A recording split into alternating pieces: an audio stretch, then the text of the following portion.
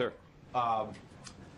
This seemed to be the first real test of the president's juice after the election with his fellow Democrats, and most House Democrats, despite everything you said before about victories, most House Democrats rejected the president despite phone calls, visits from Dennis McDonough, phone calls from Vice President Biden. Why did so many Democrats reject him?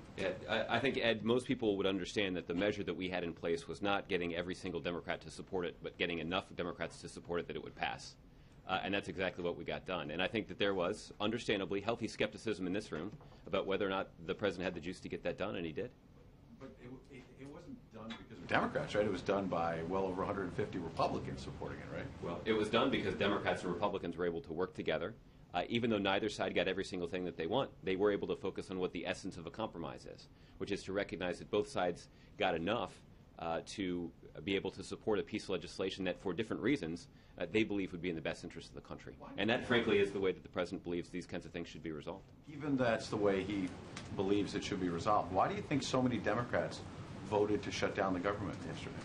Well, I don't think that's how they would describe their position, because I think that Speaker Boehner was pretty... Last year when Republicans voted that way, and they said it was a principled stand on health care. Yeah. And yesterday, Democrats said it was a principled stand on rolling back Wall Street reform. A year ago, the president, Jay Carney, others said they were hostage takers. They were terrorists, basically.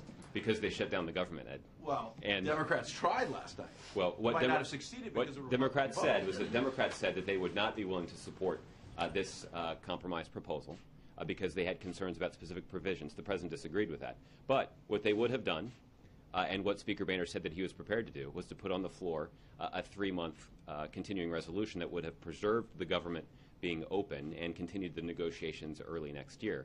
The reason the president didn't support that is he believes that that would have Democrats heading into next year, into those negotiations, would have even less leverage as they try to get a bill that they feel like they could support, that they feel like would be in the best interest of the country.